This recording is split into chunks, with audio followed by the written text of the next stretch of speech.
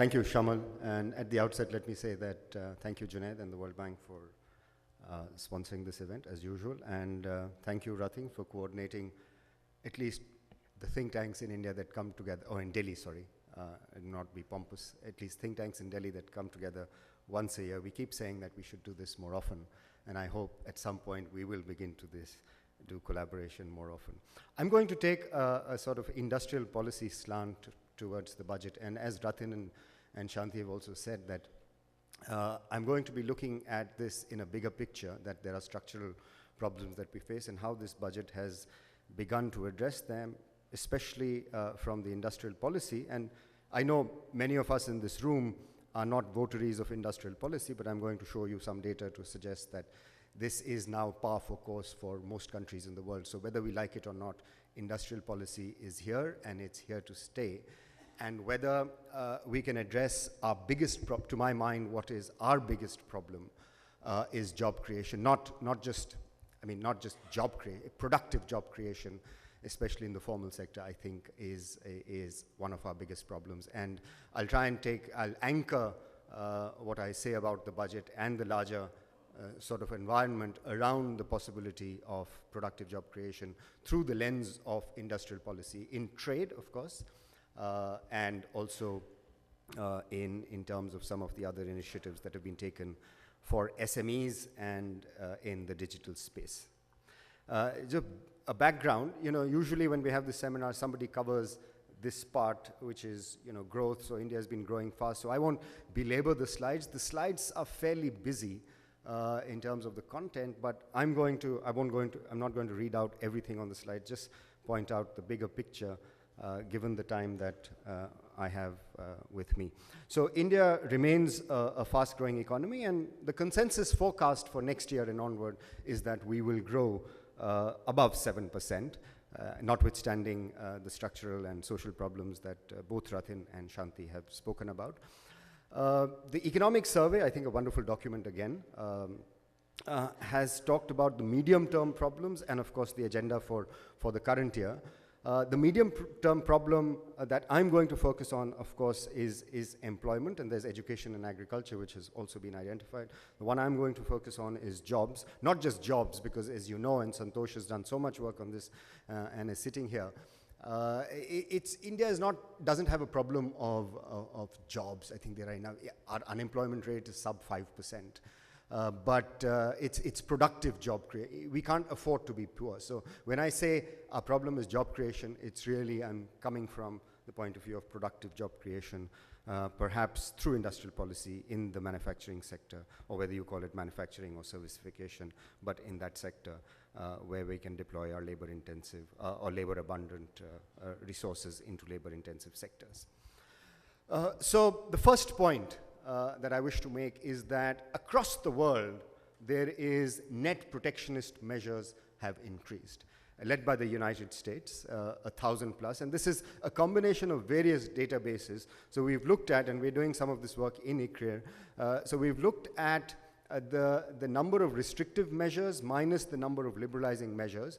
And you could quarrel with them, but essentially what it points out is all countries, most important countries, are going through this phase of net protectionism and popularly manifested in Brexit and, as we call, Trump economics and so on. So you're seeing that. So given that we have a sort of prisoner's dilemma here, what can India do to address this situation, given that exports have started picking up, but it's unlikely to be the engine for takeoff that it was for the other East Asian countries.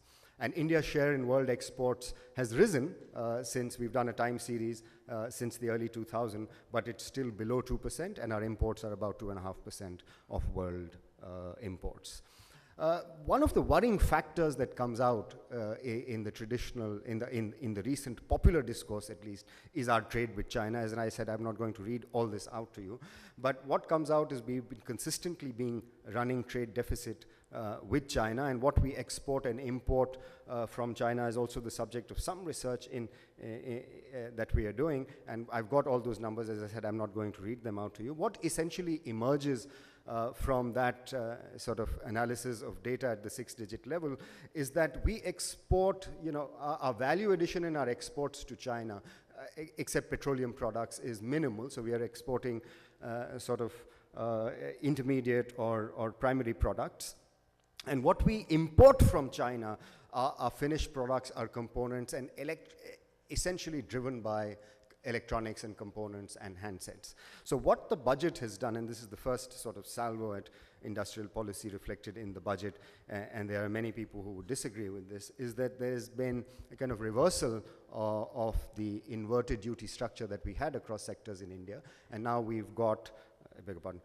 Now, some of that is begun to be rationalized, and there's a customs duty on cellular phones, which has been raised to 20%. And the intention, of course, is to give fillip to the Make in India program so that more and more assembly and more production can be done in India with an eye on creating jobs. So trade with China and then the negotiations with RCEP, etc., point to the the elephant in the room, which is China, with whom we have been running a trade deficit for a long time. And we export about, we have a trade of about 80 billion, 75, 80 billion with China, out of which we export hardly 12 to 13 billion and 60 billion worth of imports. So there's a huge $50 billion trade deficit with China. And of course, politically, that raises the hackles of many people. And therefore, I'm just focusing on China. Huge trade deficit, especially in the electronic sector, where we've now hiked up the duties on the finished products and sort of rationalized the duties on the intermediate products, so there's more Make in India can get a fillip. Of course, as Rathin has also said, there are structural problems in India which need to be addressed to be able to really use the trade policy as a force multiplier for the Make in India campaign. And I've talked about the duty inversion problem.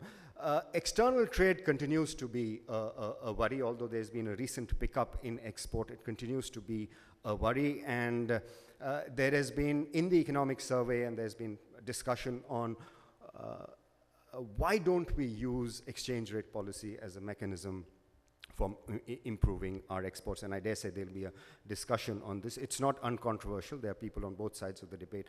But without export growth, the manufacturing boom, and therefore the Make in India and the job creation is unlikely to happen. So, and Arvind has an interesting slide in the economic survey which shows that states that export more, both domestically and internationally, have a better standard of living. I won't belabor all of this. The challenges to exports, although we have a very diversified set of firms that export much more than in the world, the problem with our exports especially has been that the manufacturing export to GDP ratio has been falling from a high of 10%. It's now down to 8.5%. Manufacturing to GDP, and one could quibble what is the definition of manufacturing, as I said, because we've got increasing servicification. So one could quibble with that. But manufacturing to GDP ratio is far away from the target of 25% that we had set in 2011 and 12. And that, I think, needs to be increased however you measure it. And some of the things that need to be done there are, of course, improve our logistics. Hopefully, the GST will provide that mechanism to improving our logistics, but our logistics costs as a percentage of GDP also are very high, well documented by the World Bank. It's about 14% in India, needs to be sub 10, and we'll be able to save billions of dollars and improve our exports. And there's research that comes out to show that improvement in logistics performance outweighs a concomitant reduction in tariffs, in the sense that, of course, tariff reductions have happened now, and the world has seen lower tariffs despite the protectionist measures that have gone up. But the bang for the buck that you could get by improving logistics is more, and that's for the focus. So it's implementation, as often people have said. It's implementation, execution, improving the environment of doing. So that was the first sort of the section of what I wanted to talk about is on the external front. on what the budget is trying to do towards creating an industrial policy towards trying to improve the quality of jobs in India. The second, and Rathin has mentioned this, that we need to improve our tax revenues as a percentage of GDP, and I completely agree that that's what we should focus on. And GST perhaps will provide the fillip both for indirect taxes and direct taxes. And buoyancy, as reported by the finance minister, is there in the last 2 years. One of the things that I think we don't focus much on, and I think we should, in the budget there is a statement that the finance minister made, a proposal to roll out e-assessment. And I think that's a great mechanism to try and improve the quality of revenues, the magnitude of revenues, I beg your pardon, both indirect and direct. And I don't think India has paid enough attention as an institution to try and treat taxpayers, both direct and indirect, as clients and try and reduce the trust deficit. The point I'm making really is that if you want to get up your tax to GDP ratio to anywhere that is close to average international standards, right, 15, 16, 20%, I'm talking about the state, then there has to be some attempt to reduce the compliance cost of paying taxes. I know Rathin and NIPFP have done a study on compliance cost, and that's very dated. We need to do a new study, and we need to do it every year so that we know what the pain points of paying taxes are. This is plain, simple, good execution. And for the first time, there is an attempt to show that compliance costs could be high. I think it's an indirect reference that the economic survey makes, but I think it makes interesting reading. And I've got that slide, I've got that table, I've reproduced the table here, which shows that the tax department is obsessed with anti-avoidance measures to increase the tax collection. And unfortunately, that litigation hasn't proved to be very successful. So the number of cases, the large number of cases reflect a very small amount of the amount of dispute. So 66% of disputed cases account for only 1.8% of the tax revenues. And I think so this is a misallocation of resources and increases the burden of paying taxes in India. And I think there should be much more emphasis on the institutional mechanism of improving the quality of administration and therefore improving the magnitude of taxes that India collects. And there's been, of course, there's been large taxpayer units, etc., that have been created, but they haven't been successful. So you've got small number of cases that reflect a very large amount of a large amount in dispute, and a very large number of cases that have very small amounts in dispute. And that misallocation of resources, I think, reflects two things. One, the compliance burden of paying taxes in India is very high. We don't have an estimate for that, and we should have an estimate so that we know what to target. And two, that our tax to GDP ratio is very, very low compared to other countries.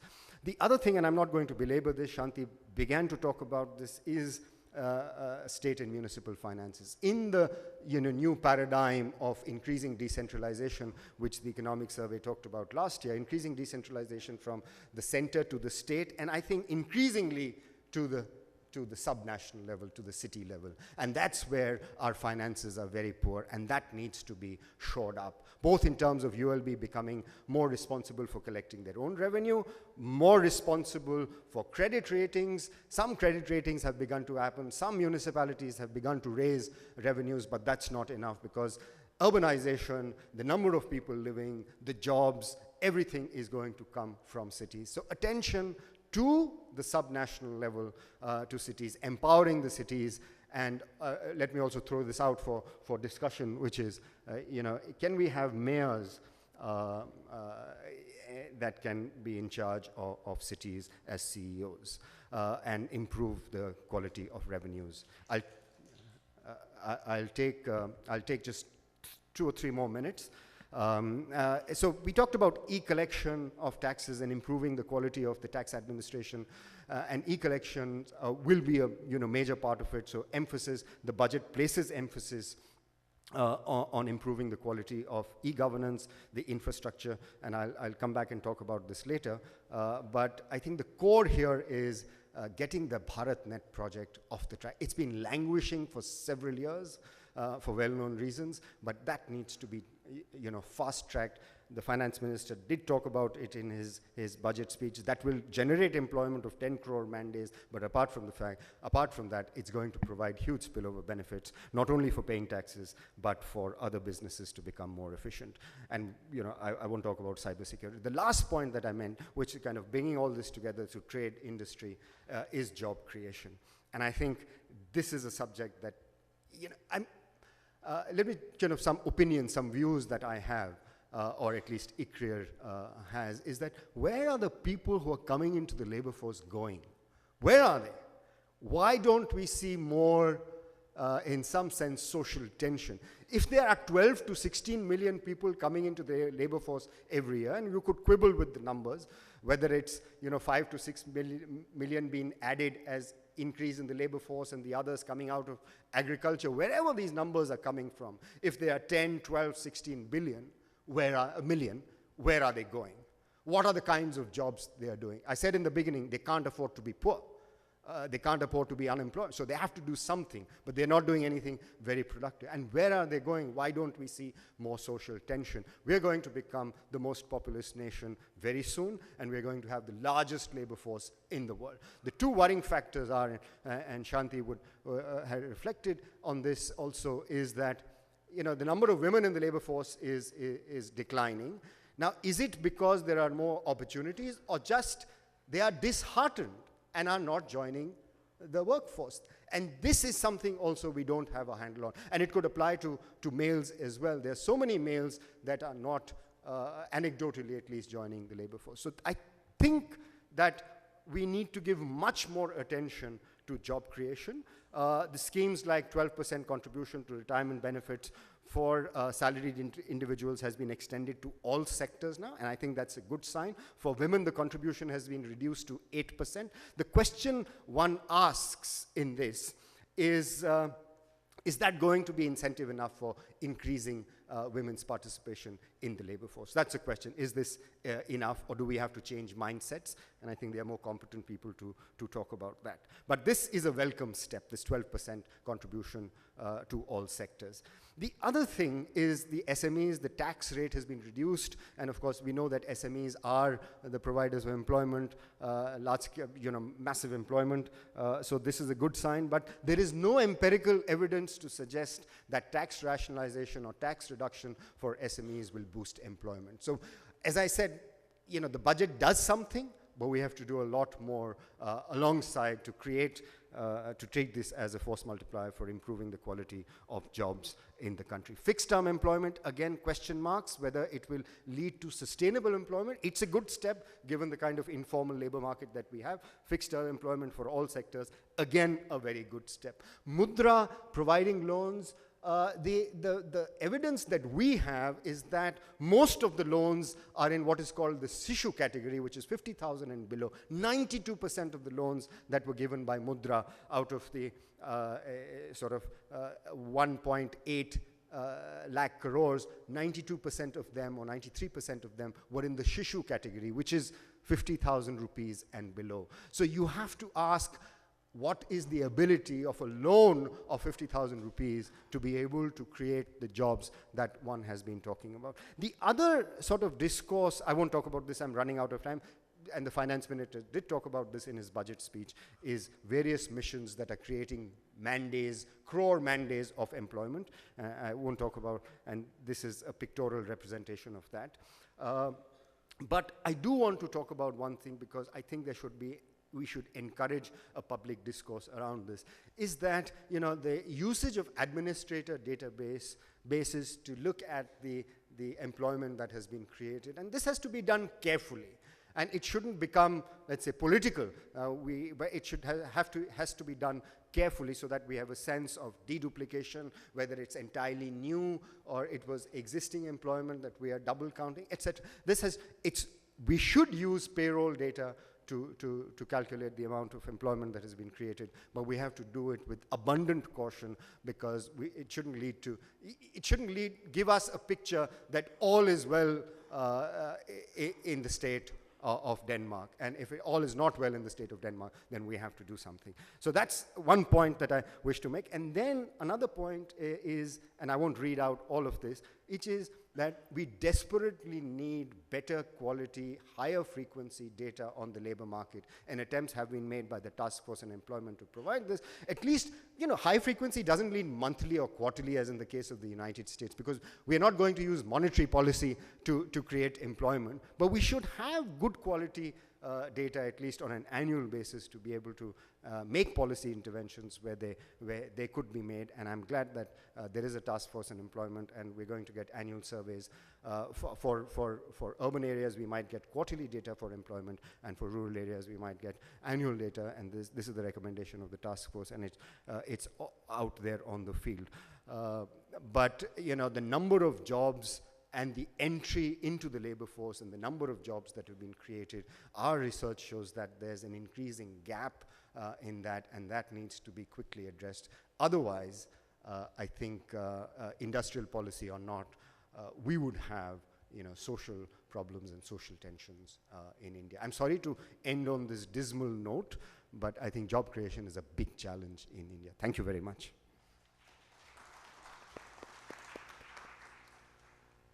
Thank you, Rajat. You raised quite a few points. We'll discuss this later. One, of course, is the customs duty. We can figure out its impact on integration with ASEAN and others in the RCEP. About your point on jobs, I think on a lighter vein, the government has already given its response that there are a lot of people who are making pakoras, and so jobs are being generated there. And also this on employment data, I'm surprised that you were not convinced by the recent report of Ghosh and Ghosh that 6 to 7 million jobs are being generated. So we'll discuss that. we'll discuss that more. Now, Ms. Yamini Aiyar, please. Thank you. I thought I'll step away from the statistics and try and give a sort of broader perspective on this budget, both from its political implications and, I think, even more importantly, its long-term institutional implications going forward. The politics is important. The politics is important, particularly this year, because while all eyes and ears, at least of everyone in this room, was on the television watching FM make his speech, something else